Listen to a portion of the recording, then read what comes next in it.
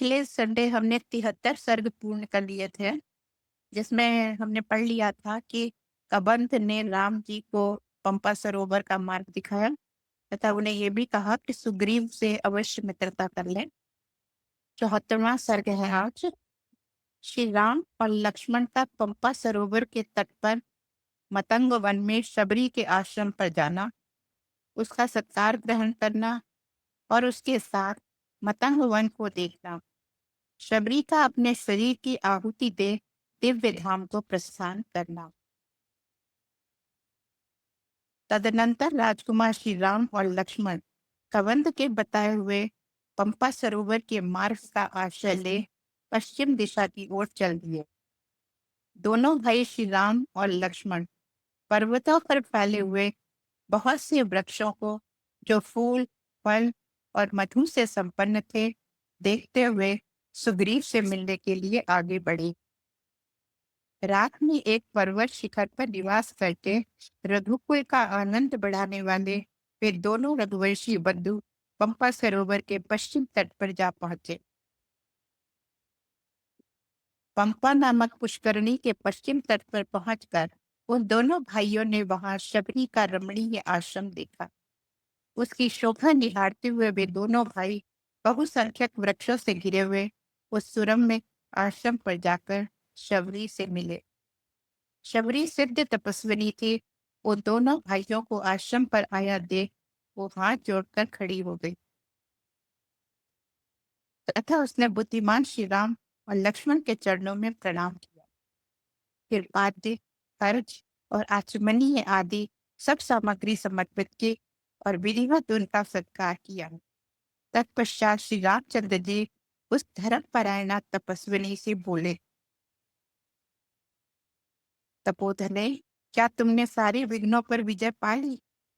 क्या तुम्हारी तपस्या बढ़ रही है? क्या तुमने क्रोध और आहार को काबू में कर लिया है? तुमने जिन नियमों को स्वीकार किया वे नित्य तो जाते हैं ना? तुम्हारे मन में सुख और शांति है ना? चारुभाषिनी, तुमने जो गुरुजनों की सेवा की वो पूर्ण रूप से सफल हो गई है ना? श्री रामचंद्र जी के इस प्रकार पूछने पर वो सिद्ध तपस्विनी बूढ़ी शबरी, जो सिद्धों के द्वारा सम्मानित थी, उनके सामने खड़े होकर बोली, रघुनंदन, आज आपका दर्शन मिलने से ही मुझे अपनी तपस्या में सिद्धि प्राप्त हुई है। आज मेरा जन्म सफल हुआ और गुरुजनों की उत्तम पूजा भी सार्थक हो गई। पुरुष प्रवर श्री राम, आप देवेश्वर का यहाँ सत्कार हुआ, इससे मेरी तपस्या सफल हो गई और अब मुझे आपके दिव्य ध्यान की प्राप्ति भी हो गई है, होगी ही। सौम्य, मानद, आपकी सौम्य दृष्टि पड़ने से मैं परम पवित्र हो गई। शत्रु दमन, आपकी प्रसाद से आपके प्रसाद से ही अब मैं अक्षय लोक में जाऊंगी। जब आप चित्रकूट पर्वत पर पधारे थे, उसी समय मेरे गुरुजन, जिनकी मैं सदा सेवा किया करती थी, अतुल कांतिमान विमान पर बैठकर यहाँ दिव्य लोक को चले गए। उन धर्म के महाभारत महर्षियों ने जाते समय मुझसे कहा था कि तेरे इस परम पवित्र आश्रम पर श्री रामचंद्र जी पधारेंगे और लक्ष्मण के साथ मेरे अतिथि होंगे। तुम उनका यथावत सत्कार करना। उनका दर्शन करके तू श्रेष्ठ एवं अक्षय लोकों में जाएगी। पुरुष श्रवण, उन महाभारत महात्माओं ने मुझसे उस समय ऐसी बात कही थी। अतः पुरुष से मैंने आपके लिए पंपा तट पर उत्पन्न होने वाले नाना प्रकार के जंगली फल मूलों का संचय किया है। शबरी, जाति से वर्ण बाह्य होने पर भी विज्ञान में बहिष्कृत नहीं थी। इस परमात्मा के तत्व का नित्य ज्ञान प्राप्त था। उसकी पूर्वोक्त बातें सुनकर धर्मात्मा श्री राम ने उससे कहा, तपोधने, मैंने कबंध के मुख से तुम्हारे महात्मा गुरुजनों का यथार्थ प्रभाव सुना है। यदि तुम स्वीकार करो तो मैं उनके उस प्रभाव को प्रत्यक्ष देखना चाहता हूँ। श्री राम के मुंह से निकले इस वचन को सुनकर शबरी ने उन दोनों भाइयों को उस महान वन का दर्शन कराते हुए कहा, रघुनंदन, मेघों की घटा के समान श्याम और नाना प्रकार के पशु पक्षियों से भरे हुए इस वन की ओर दृष्टिपात कीजिए। मतंग वन के नाम से ही विख्यात महातेजस्वी श्री राम, यही वे मेरे भवितात्मा, शुद्ध अंतःकरण वाले एवं परमार्थ चिंतन परायण गुरुजन निवास करते थे। इसी स्थान पर उन्होंने गायत्री मंत्र के जप से विशुद्ध हुए अपने देह रूपी पंजर को मंत्रोच्चारण पूर्वक अग्नि में होम दिया था। ये प्रत्यक्ष स्थली नाम वाली वेदी है, जहाँ मेरे द्वारा भली भांति पूजित हुए वे महर्षि वृद्धावस्था के कारण श्रम से कांपते हुए हाथों द्वारा देवताओं को फूलों की बलि चढ़ाया करते थे। शत रघुवंश शिरोमणि, देखिए, उनकी तपस्या के प्रभाव से आज भी यह वेदी अपने तेज के द्वारा संपूर्ण दिशाओं को प्रकाशित कर रही है। इस समय भी उसकी प्रभा अतुलनीय है। उपवास करने से दुर्बल होने के कारण जब वे चलने फिरने में असमर्थ हो गए, तब उनके चिंतन मात्र से वहां 7 समुद्रों का जल प्रकट हो गया। वो सप्त सागर तीर्थ आज भी मौजूद है। इसमें 7 समुद्रों के जल मिले हुए हैं। उसे चलकर देखिए। रघुनंदन, उसमें स्नान करके उन्होंने वृक्षों पर जो बैफल वस्त्र फैला दिए थे, वे इस प्रदेश में अब तक सूखे नहीं हैं। देवताओं की पूजा करते हुए मेरे गुरुजनों ने कमलों के साथ अन्य फूलों की जो मालाएं बनाई थी, वे आज भी मुरझाई नहीं है। भगवान, आपने सारा वन देख लिया और यहाँ के संबंध में जो बातें सुनने योग्य थी, वे भी सुन ली। अब मैं आपकी आज्ञा लेकर इस देह का परित्याग करना चाहती हूँ। जिनका ये आश्रम है और जिनके चरणों की मैं दासी रही हूँ, उन्हीं पवित्र आत्मा महर्षियों के समीप अब मैं जाना चाहती हूँ। शबरी के धर्मयुक्त वचन सुनकर लक्ष्मण सहित श्री राम को अनुपम प्रसन्नता प्राप्त हुई। उनके मुंह से निकल पड़ा, आश्चर्य है।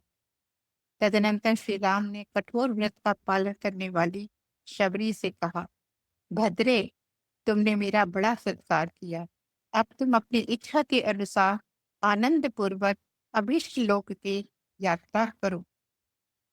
श्री रामचंद्र जी के इस प्रकार आज्ञा देने पर मस्तक पर जटा और शरीर पर चीर एवं काला मृग चर्म धारण करने वाली शबरी ने अपने को आग में होम कर प्रज्वलित अग्नि के समान तेजस्वी शरीर प्राप्त किया। वो दिव्य वस्त्र, दिव्य आभूषण, दिव्य फूलों की माला और दिव्य अनुलेपन धारण किए बड़ी मनोहर दिखाई देने लगी तथा सुदाम पर्वत पर प्रकट होने वाली बिजली के समान उस प्रदेश को प्रकाशित करती हुई स्वर्ग लोक को भी चली गई। उसने अपने चित्त को एकाग्र करके उस पुण्य धाम की यात्रा की, जहाँ उसके वे गुरुजन पुण्यात्मा महर्षि विहार करते थे। यहाँ अरण्य कांड का 74वां सर्ग पूर्ण हो गया। अब ये 75वां सर्ग है कि राम और लक्ष्मण की बातचीत तथा उन दोनों भाइयों का पंपा सरोवर के तट पर जाना। अपने तेज से प्रकाशित होने वाली शबरी के दिव्य लोक में चले जाने पर लक्ष्मण सहित धर्मात्मा श्री रघुनाथ जी ने उन महात्मा महर्षियों के प्रभाव का चिंतन किया। चिंतन करके अपने हित में संलग्न रहने वाले एकाग्रचित लक्ष्मण से श्री राम ने इस प्रकार कहा, सौम्य, मैंने उन पुण्य आत्मा महर्षियों का ये पवित्र आश्रम देखा। यहाँ बहुत सी आश्चर्यजनक बातें हैं। हरिण और बाघ एक दूसरे पर विश्वास करते हैं। नाना प्रकार के पक्षी इस आश्रम का सेवन करते हैं। लक्ष्मण, यहाँ जो 7 समुद्रों के जल से भरे हुए तीर्थ हैं, उनमें हमने विधि पूर्वक स्नान तथा पितरों का तर्पण किया है।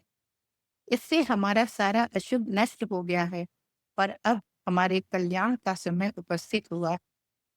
सुमित्रा कुमार, इससे इस समय मेरे मन में अधिक प्रसन्नता हो रही है। नरश्रेष्ठ, अब मेरे हृदय में कोई शुभ संकल्प उठने वाला है, इसलिए आओ अब हम दोनों परम सुंदर पंपा सरोवर के तट पर चले। वहां से थोड़ी ही दूर पर ऋष्यमुख पर्वत शोभा पाता है, जिसमें सूर्य पुत्र धर्मात्मा सुग्रीव निवास करते हैं। बाली के भय से सदा डरे रहने के कारण वे 4 वानरों के साथ उस पर्वत पर रहते हैं। मैं वानर श्रेष्ठ सुग्रीव से मिलने के लिए उतावला हो रहा हूँ, क्योंकि सीता के अन्वेषण का कार्य उन्हीं के अधीन है। इस प्रकार की बात कहते हुए वीर श्री राम से सुमित्रा कुमार लक्ष्मण ने यूं कहा, भैया, हम दोनों को शीघ्र ही यहाँ वहां चलना चाहिए। मेरा मन भी चलने के लिए उतावला हो रहा है। तदनंतर प्रजापालक भगवान श्री राम लक्ष्मण के साथ उस आश्रम से निकलकर सब और फूलों से लदे हुए नाना प्रकार के वृक्षों की शोभा निहारते हुए पंपा सरोवर के तट पर आए। वह विशाल वन टिट्टिभों, मोरों, कठफोड़वों, तोतों तथा अन्य बहुत से पक्षियों के कलरवों से गूंज रहा था। श्री राम के मन में सीता जी से मिलने की तीव्र लालसा जाग उठी थी। इससे संतप्त हो वे नाना प्रकार के वृक्षों और भांति भांति के सरोवरों की शोभा देखते हुए उस उत्तम जलाशय के पास गए। पंपा नाम से प्रसिद्ध वह सरोवर पीने योग्य स्वच्छ जल बहाने वाला था। श्री राम दूर देश से चलकर उसके तट पर आए। आकर उन्होंने मतंग सरस नामक कुंड में स्नान किया। वे दोनों रघुवंशी वीर वहां शांत और एकाग्रचित्त होकर पहुंचे थे। सीता के शोक से व्याकुल हुए दशरथ नंदन श्री राम ने उस रमणीय पुष्करणी पंपा में प्रवेश किया, जो कमलों से व्याप्त थी। उसके तट पर तिलक, अशोक, नागकेसर, वकुल तथा निसोड़े के वृक्ष उसकी शोभा बढ़ा रहे थे। भांति भांति के रमणीय उपवनों से वो घिरी हुई थी। उसका जल कमल पुष्पों से आच्छादित था और स्फटिक मणि के समान स्वच्छ दिखाई देता था। जल के नीचे स्वच्छ बालुका फैली हुई थी। मत्स्य और कच्छप उसमें भरे हुए थे। तटवर्ती तटवर्ती वृक्ष उसकी शोभा बढ़ाते थे। सब और लताओं द्वारा आवेशित होने के कारण वो सखियों से संयुक्त सी प्रतीत होती थी। किन्नर, नाग, गंधर्व, यक्ष और राक्षस उसका सेवन करते थे। भांति भांति के वृक्ष और लताओं से व्याप्त हुई पंपा शीतल जल की सुंदर निधि प्रतीत होती थी। अरुण कमलों से वो ताम्र वर्ण की कुमुद कुसुमों के समूह से शुक्ल वर्ण की तथा नील कमलों के समुदाय से नील वर्ण की दिखाई देने के कारण बहुरंगे बहुरंगे कालीन के समान शोभा पाती थी। उस पुष्करणी में अरविंद और उत्पल खिले थे। पद्म और सौगंधिक जाति के पुष्प शोभा पाते थे। मोर लगी हुई अमराइयों से वो घिरी हुई थी तथा मयूरों के केका नाद वहां गूंज रहे थे। सुमित्रा कुमार लक्ष्मण सहित श्री राम ने जब उस मनोहर पंपा को देखा, तब उनके हृदय में सीता सीता की वियोग व्यथा उद्दीप्त हो उठी। अतः वे तेजस्वी दशरथ नंदन श्री राम वहां विलाप करने लगे। तिलक, बिजौरा, बट, लोध, तिले हुए करवीर, पुष्पित नाग केसर, मालती, कुंद, झाड़ी, भंडीर अर्थात बरगद, बंचुल, अशोक, चितवन, कतक, माधवी, लता तथा अन्य प्रकार के वृक्षों से सुशोभित हुई पंपा भांति भांति की वस्त्र आभूषणों भूषाओं से सजी हुई युवती के समान जान पड़ती थी। उसी के तट पर विविध धातुओं से मंडित पूर्वोक्त ऋष्यमुख नाम से विख्यात पर्वत सुशोभित था। उसके ऊपर फूलों से भरे हुए विचित्र वृक्ष शोभा दे रहे थे।